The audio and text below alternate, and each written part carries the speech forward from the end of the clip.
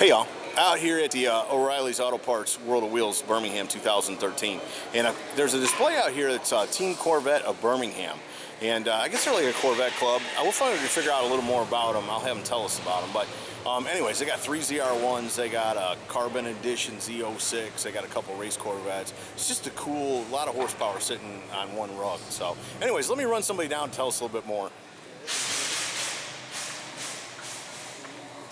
Doyle, how are you, brother? Hey, Scotty. Doing fine. Good. Tell me, well, first of all, we got some cool cars to look at here today, but tell me first about Team Corvette of Birmingham. I'll be glad to. Team Corvette was formed actually 1 year ago. We've worked ourselves up to 63 members. We've got a strong sponsorship. We've got Recycled USA, Speed South, Active Power Racing, and Edwards Chevrolet as our sponsors, and we have to recognize them because without them we would not have had that success. That's right. We'll give them a shout out. Absolutely. And we have been selected to be the Gulf Coast Region host club for the National Corvette Museum Caravan. It's going to take place in August of 2014. Oh, wow, cool. What an honor, eh? Well, yeah, I mean, you've got Corvettes coming from East Texas all the way along the Gulf Coast into Birmingham for 2 days. We'll participate at Talladega Racetrack and Barber Museum, and then we'll go caravan all the way up to Bowling Green for the National Corvette Museum. How many cars do you think will be there in total?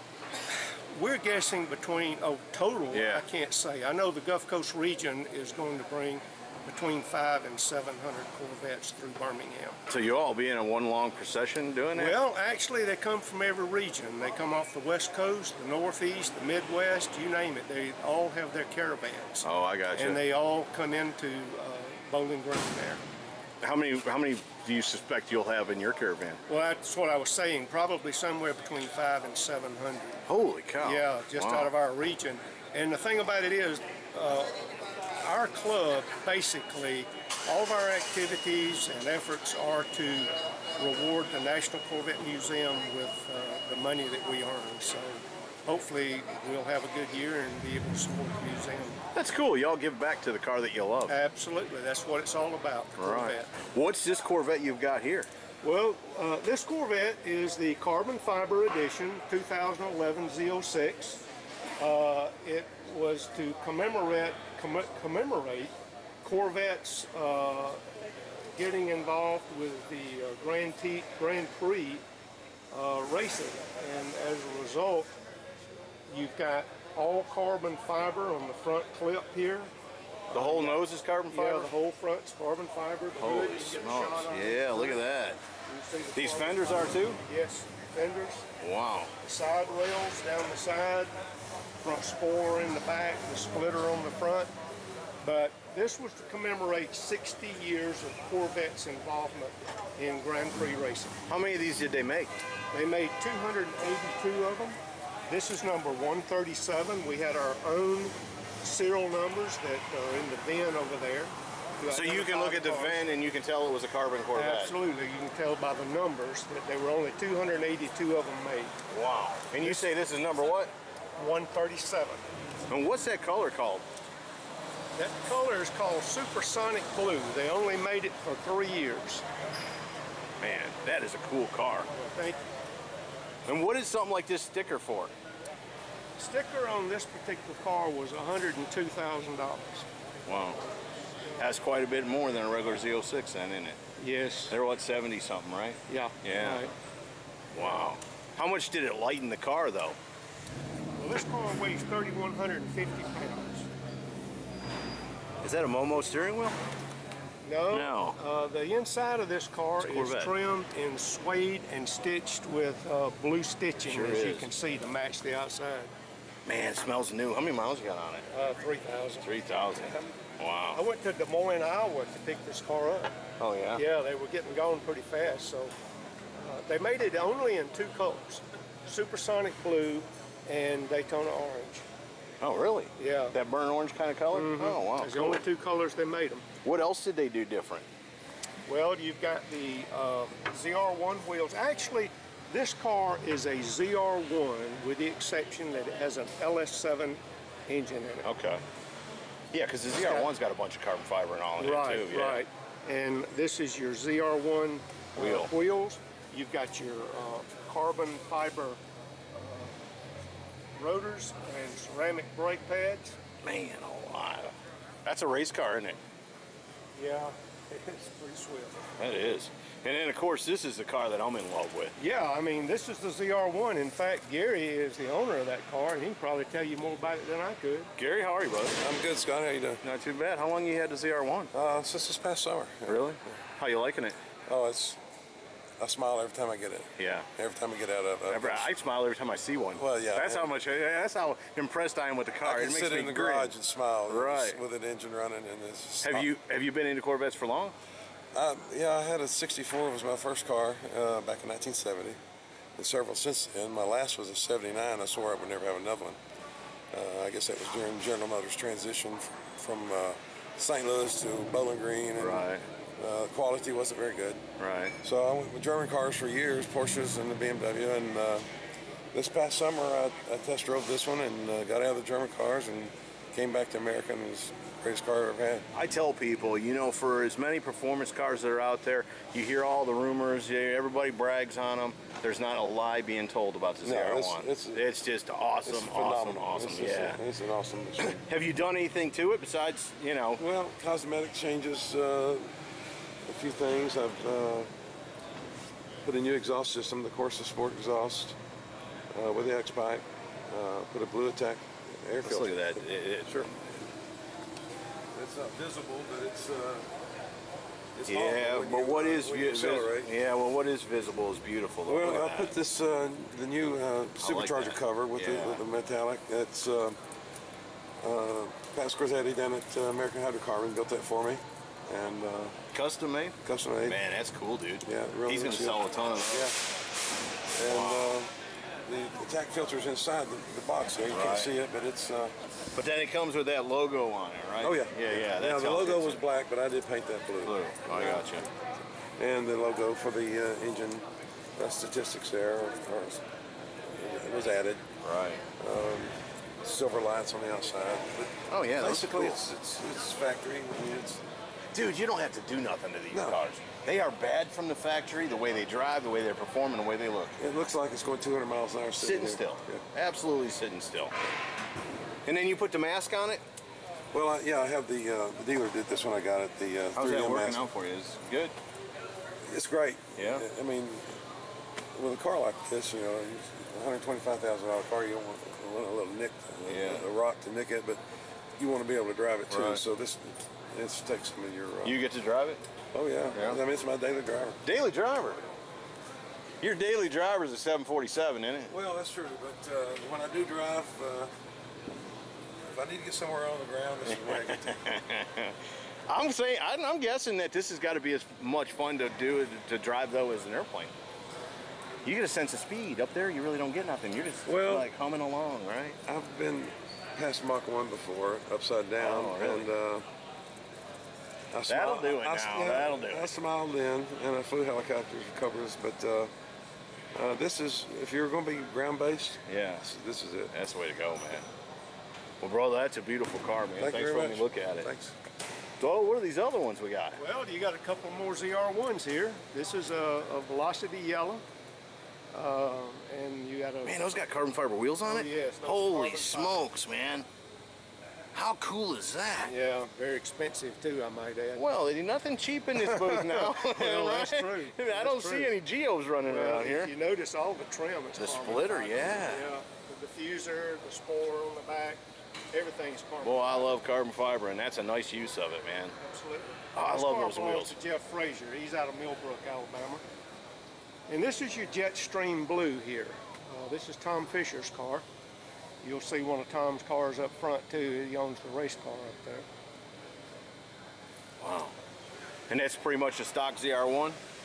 Pretty much so, except for some aerodynamics that he's done to it. Right. Now, on most cars, that would look silly, but on this car, it really comes into play. Well, yeah. You can tune it. He tracks this car. He goes to Road Atlanta and Barber here in town, and tracks the car through HPDE classes. And Then we got up front here, we got a couple of more. These are race cars, though, These right? are race cars. These are full-blown race cars. In fact, no one better to tell you about them than David Leonard.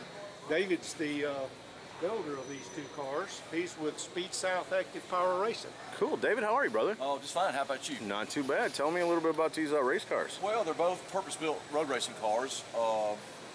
The cars were street cars, both, right? You know, both cars, and they were completely everything removed out of them down to the tub, and then built back as a purpose-built race car. Wow. So they look like a Corvette, but they're different. They're different. They're complete. You couldn't drive it on the street very long. What does Speed South Active Power Racing do? The racing's the racing, I get it. But what's the We company do this. This is what we do. We build race cars, no and kidding. we do high-performance cars. The ZR1, yeah, that's a customer of ours right there. It's got a set of headers and a head and cam package, and all the. It puts down around little over 600 horsepower, and it's on to the wheels. To the wheels. Yeah. To the wheels. You know. So, what are these? You've dynoed one of these stock. What does the ZR1 stock have to the stock wheels? ZR1 puts down around, I want to say around probably around 520. Yeah. 530 to the ground, somewhere in there, depending on the dyno. But average, you know, this thing's got 100 more horsepower. Right. You know, that's what matters. Yeah. And it's the. If you own the white Toyota minivan with Texas plates, and now, do both of these Corvettes race in the same class? Yes, same class. They both. White Toyota minivan with yeah. Texas plates, please move your car. What's pretty cool is this is a cool suit right here. Right. It takes in air, and it's a helmet-fed air. In other words, the air comes into the cool suit, and then there's a fan that blows it into the driver's helmet to cool his head. Yeah. And plus, he's got a upper body suit that the water circulates. Just like the big boys do. Yeah, it's the same thing. Same thing what they use. Wow. This car is pretty unique. It's the first sequential shift transmission. It's got an IMCO CV46 sequential that is paddle shift. If you'll let me step over here, I'll take the wheel off and show you that. These are the paddles. Oh wow, cool. Up, down. Right.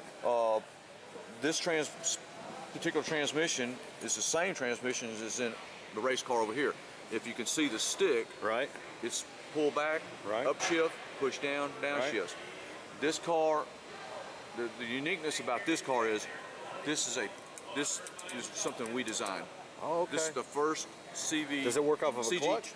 No. It has no clutch. It has a clutch for taking off and coming into the pitch. Right. But after that, that's just like an F1 car. Yeah, exactly. Yeah, same thing. So it's actually got a clutch pedal down there. It's got a clutch pedal. Yeah. Okay.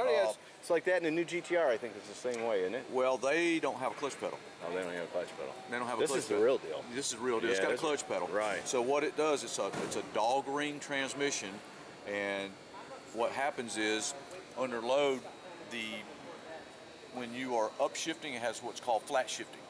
You can keep your foot planted to the floor, and when you shift here with paddle to upshift, it cuts spark to the engine, allows the dogs in the transmission to unlock and upshift to the next gear. To give you an example of how fast this transmission shifts with this setup, a Formula One car could shift between 30 and 40 milliseconds.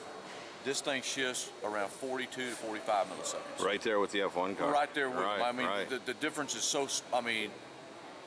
There's 1 millisecond, 1,000. Right. In 1,000, milliseconds in 1 second. So it's very, very, very quick. And that's something y'all have designed for the car. We have designed this for the car. Wow. This is the first one, and I've got another one I'm doing as we speak at our shop. It's got the same setup. What? It saves on an average track around 1.5 to 2 seconds of lap time. Right. Because for a human to shift, it takes a human around 1/3 of a second to shift. Right. A second in an H pattern. Right. These sequential transmissions, it cuts that time drastically. Where are y'all located at? We're located in Pelham, Alabama. Pelham. Do y'all have a website? Yes, we do. It's the Speed South website. Speedsouth.com? Speedsouth.com. Cool. Like I said, we do street cars. Right. We do race cars. Wait, you just work on Corvettes? No, we everything. Work on everything. We Okay. work on Corvettes, Mustangs, We've done some Porsches. I mean, we're not. How long you been doing it? I've been around cars my whole life. My father had a body shop, and I grew up around cars. And we acquired this business probably 3.5 years ago, and we've done quite well with it. I mean, we've hit a niche market that wasn't there before. Right. And so we got customers. As a matter of fact, I've got a customer coming in from Norway. Oh, wow. Wanting to look at the system that's on this car. He's supposed to be flying in either this week or next week. Fly in to look at our facility and see how these cars actually operate. He saw we have this on YouTube, right? How it operates. But I've got some recent stuff where it's actually on the track, performing on the track. It's very, very fast. I bet it is, man. The difference between these two cars is this car is a steel frame car. That's aluminum frame car. So that car is about 120 pounds lighter than this car is. So that's a custom chassis under that? No, that's a Z06. Oh, okay. And this is a C6, but it's that's the only difference in the two cars. But it's got the Z06 body on it. That's right. I had to accommodate the wheels. I got you. I got you. So you buy wrecks? Is that how you do it? Actually, we don't. No, this is a customer's car. His car was a C6, running with nav in it and everything. It was like crank it up, drive it out of the garage. We took it and completely filleted. There was no wiring in it, no engine, port tube, nothing. It was just a shell. And this is what we fabbed. And build it back. We built it back. It's all the fab work is done in our shop. Do you make the body panels too, or you buy we don't those? make the body panels. This hatch is carbon fiber, wings carbon fiber, hood and fenders are carbon fiber on the car. And as the dash is carbon fiber on this car. Wow. So, if you like, I'll show you under the hood. Yeah, we always want to see under the hood. I really like these arrow hinges. These are those are nice. You just push that down, pop that one up. All right. I don't know if I can help you from here though. That's all right. I got it. Oh wow. Sure. What's really nice about this particular engine is it's got a real racing filter. You don't see that on a lot of cars on race cars. Right. But it's got a pre-luber. In other words, before the car's ever started, we put a drill on there and it pre-lubes the engine. Okay. We get up to 70 pounds of oil pressure. Right. Okay. It's also got a heater on it. We preheat the oil. Wow. Then pre-lube it. We get the oil up to about 120 degrees. Right. And pre-lube it. The worst thing you can do with one of these cars is a startup. Yeah, you know, that's where most of your work especially one of these. This is really a radical engine in this car. Right. And so you don't want it hammering on the bearings because the car might sit for a month, 2 months at a time before it's ever gone anywhere. So you always want to get oil on the bearings so that saves the engine. It's got what's called a daily dry sump. It's very, very, very sophisticated dry sump. It doesn't have per se hoses coming out of the oil pan. Right. The pump actually bolts to the oil pan and it scavenges oil that way. It picks the oil up, and that's a scavenge filter right there. What it does, it scavenges any particles, big particles, before it goes into the dry sump tank. Once it exits the dry sump tank, it picks it up, and then it goes into the micron filter and filters it again. So it's got, and the reason you do that because you don't want any particles getting by the scavenge filter and going into the rotors of the oil pump and damaging the oil pump. The oil pump's $2,000 just for the pump. So you don't want to damage that in case there's anything going on in the engine. It's got this is really cool. This is a Bosch racing ABS. This unit is $13,000. Holy cow! It's got like 10 settings on it and 2 personal settings that you can adjust for all track. Right. You know, conditions. You dial it in. You dial it in. I'll show you that in the dash in just a second. Why is it? Maybe it's a sleight of an eye or something. But the motor looks like it's sitting farther on that side of the car than it is on this. It's sleight of the eye. It's dead center. Dead center. Yeah. You see what I'm saying? Though I guess it's all. Well, one of the reasons is there's nothing over here. That's typically on these cars. On the C6s, that's not Z06s, that's where the battery's at. Oh, okay. The battery's in the rear on these cars. It helps transfer weight. The more weight you can get on on the back end within reason. Right, right. The better off you are from bite coming out of the corners. Right. All the radiator, this is laid back. The radiator is laid back at an angle, so when the air comes through the front, the radiator turns it up and goes through the extractor hood, puts more downforce on the front. Right. You can't see it, but this is a World Challenge carbon fiber front end right here. Underneath, it has tunnels. They actually go and tunnel and turn up. What it does, at around 110 to 20 miles an hour, there's a high pressure area under it that relieves it. So when the air comes over the car, it puts downforce on the front of the car, which means more bite and high-speed turns. Wow. And you adjust that with the wing because you have downforce in the front. You got to balance it with the back. Right. So, wow. These are no joke race cars. This is a real deal. In the back, you can see there's a fan back here, and that's the diff and transmission coolers, and it goes out the back end. Out to the license plate. Out to, yeah. Yeah. Yeah, it's got a diffuser on it. You can look underneath. It's pretty cool. Yeah, It's got a tunnel under. This also relieves high pressure. Comes up here, you put more downforce on the wing. Inside, if you'll notice inside, that button, I don't know if you can see it over there. It's on the dash. Dial. It's a dial, yeah. and that's what you dial in your ABS. Oh wow! You can, if it's raining, you can dial it to rain where it's very sensitive to, you know. You get a lot of ABS, and you can dial to where you have none. And if you get on a track that's say it's really hot, say track temperatures are 140 degrees, and the track is really slippery, right? You can dial some of the brake out of it where you have the maximum amount of grip.